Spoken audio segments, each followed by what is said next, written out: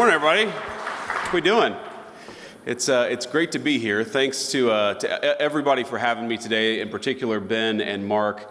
And I just got to say hello to Ben and Catherine backstage, but I know apparently Mark has the flu right now. So Mark, wherever you are, I think I had the same flu like a few weeks ago. It sucks, but I'm sure you'll get through it. And it's great to be with you all, and it's great to talk about the importance of American dynamism and what our administration is going to do to support so many of the country's most groundbreaking and compelling companies. I know that you guys are working hard every single day, and I think it's pretty good news, right? That as of a couple of months ago, you have an administration that's working with you and facilitating your hard work instead of making it harder to innovate, which is, I think, what the last administration did. Though, in defense of Joe Biden, he was asleep most of the time. I don't think he totally realized what he was doing, but certainly didn't make it easier. His administration did not for our innovators. Now, as some of you may have seen, and I talked about this with Ben backstage, I spoke at a conference in Paris last month where my message to a group of CEOs and foreign leaders was that we should embrace the future head on. We shouldn't be afraid of artificial intelligence, and that particularly for those of us lucky enough to be Americans, we shouldn't be fearful of productive new technologies. In fact, we should seek to dominate them, and that's certainly what this administration wants to accomplish. I suspect that most of you in this room are of like mind, and if you're not, I don't know why the hell you're at the American Dynamism Conference, but I received some pushback from people who are worried about the disruptive effects of AI. One journalist suggested the speech highlighted the tension between the, quote, techno-optimists and the populist right of President Trump's coalition. And today, I'd like to speak to these tensions as a proud member of both tribes. And let me put it simply. While this is a well-intentioned concern, I think it's based on a faulty premise. This idea that tech-forward people and the populists are somehow inevitably going to come to a loggerheads is wrong. I think the reality is that in any dynamic society, technology is going to advance, of course. And speaking as a Catholic, I think back to Pope John Paul II's opening lines of the encyclical Labora Mixarens, quote, "Through work, man must earn his daily bread and contribute to the continual advance of science and technology, and above all, to elevating unceasingly the cultural and moral level of the society within which he lives," end quote. Now, I quote the Holy Father not only because I'm a fan of his, but also because he rightly understood that in a healthy economy, technology should be something that enhances rather than supplants the value of labor. And I think there's too much fear that AI will simply replace jobs rather than augmenting so many of the things that we do. Now, in the 1970s, if you go back a little ways, many feared that the automated teller machine, what we call the ATM, would replace bank tellers. In reality, the advent of the ATM made bank tellers more productive, and you have more people today working in customer service in the financial sector than you had when the ATM was created. Now they're doing slightly different jobs, of course. Yes, they're doing more interesting tasks also, and importantly, they're making more money than they were in the 1970s. Now, when we innovate, we do sometimes cause labor market disruptions. That happens. But the history of American innovation is that we tend to make people more productive, and then we increase their wages in the process. And I think all of us believe that's a good thing. Now, after all, who would claim that man was made less productive by the invention of the transistor, or the metal lathe, or the steam engine? Real innovation makes us more productive, but it also, I think, dignifies our workers. It boosts our standard of living. It strengthens our workforce and the relative value of its labor. And as Americans, all of us should be particularly proud of our extraordinary heritage. I think it is American heritage of inventing things, and of our nation's status to this day as the world's foremost driver of research and development.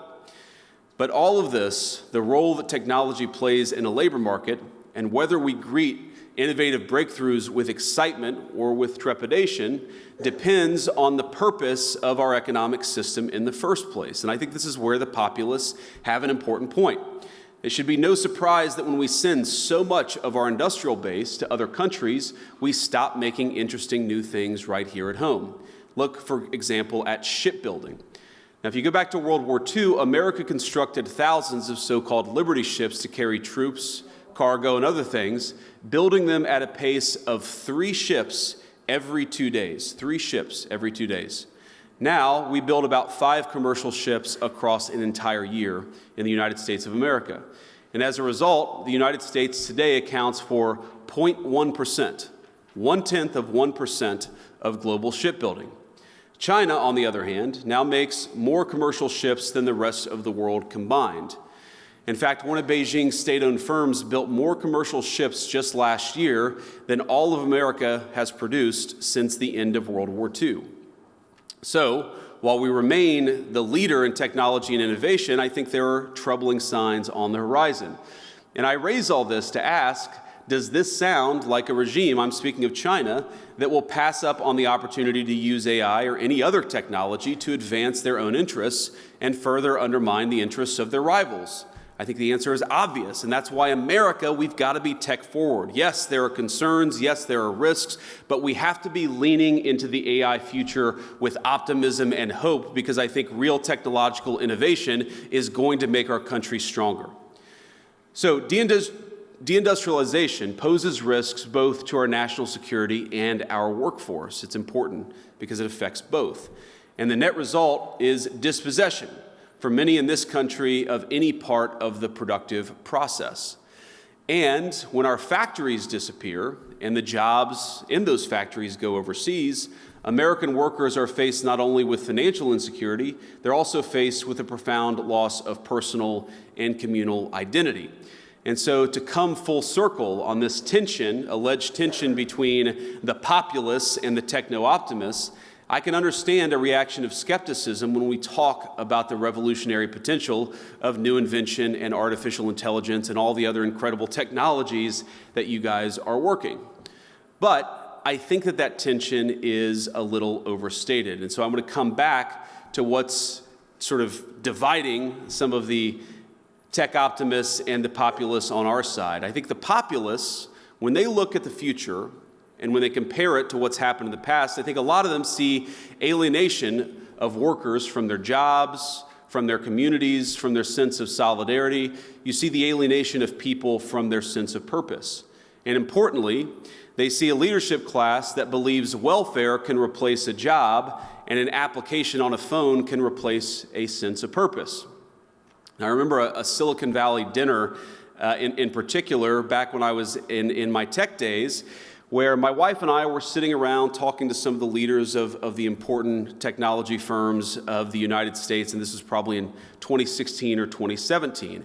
And I was talking about my real worry that we were heading in a direction where America could no longer support middle-class families working on middle-class wages. And importantly, that even if you had enough economic dynamism to provide the wealth to ensure those people could, afford to buy a house and afford their food and so forth, that even if you replaced the financial element of their jobs, you would destroy something that was dignified and purposeful about work itself.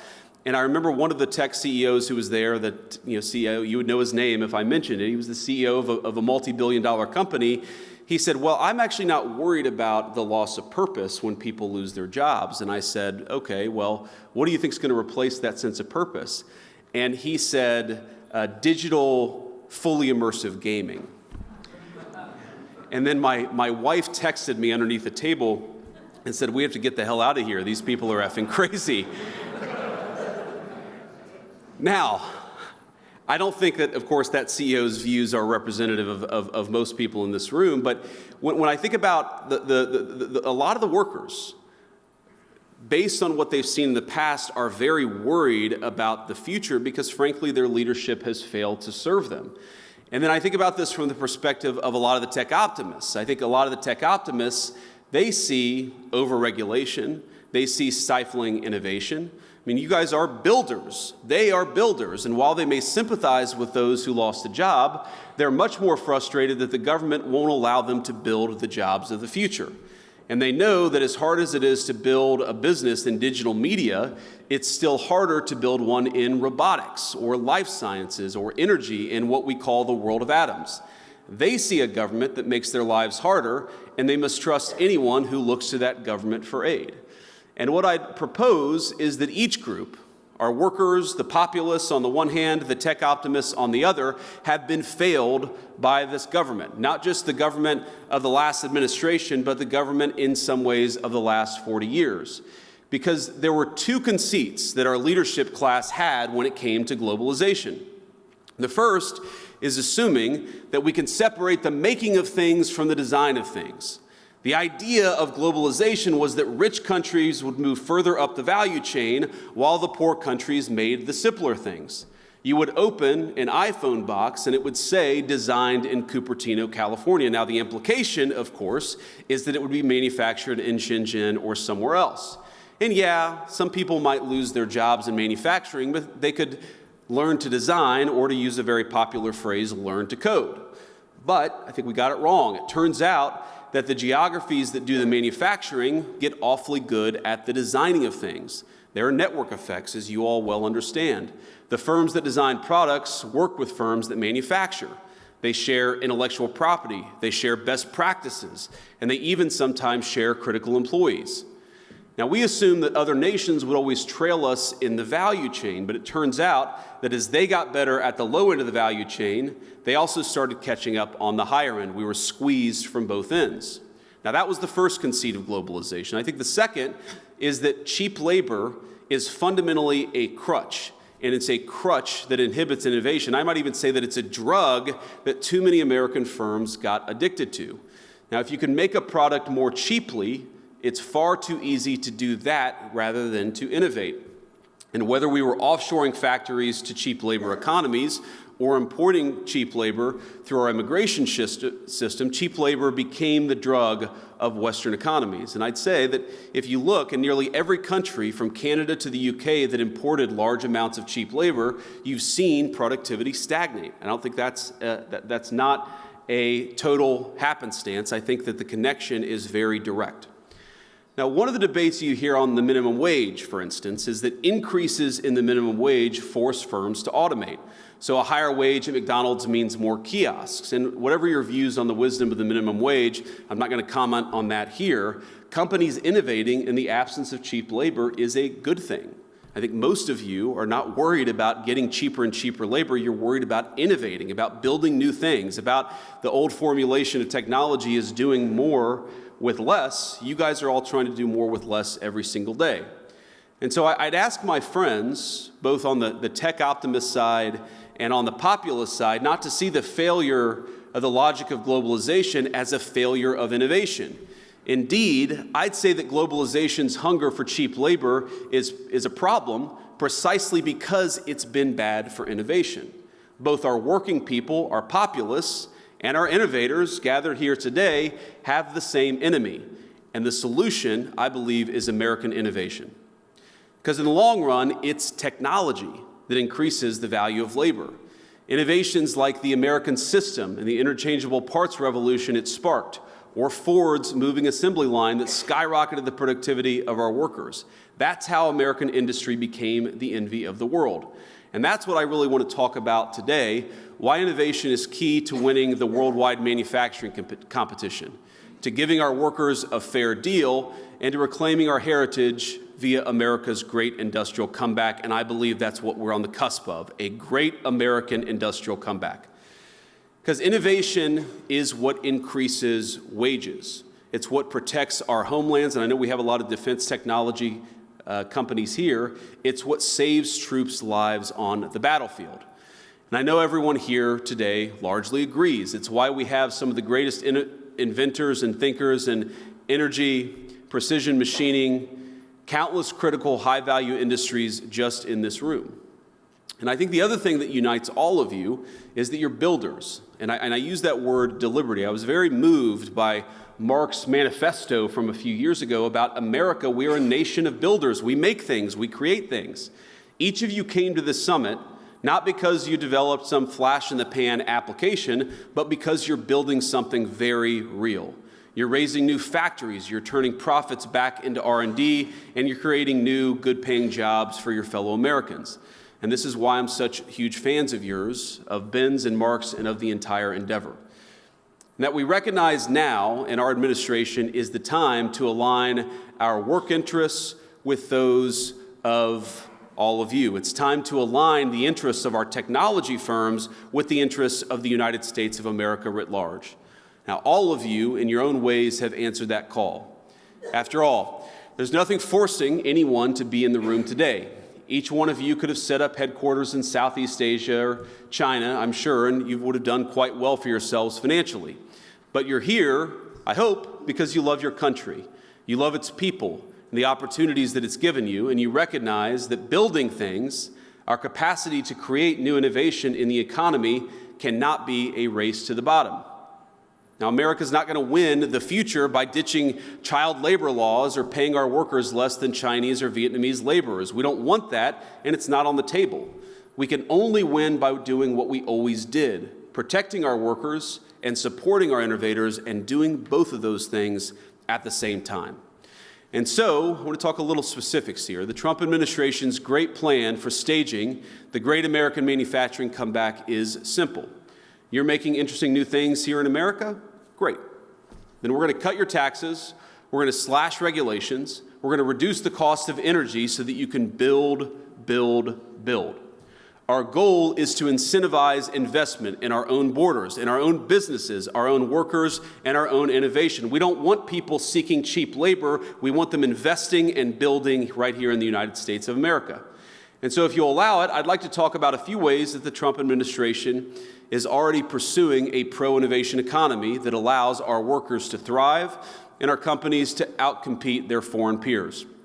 In short, an economy that is vibrantly America first, that serves Americans from all walks of life and of every kind.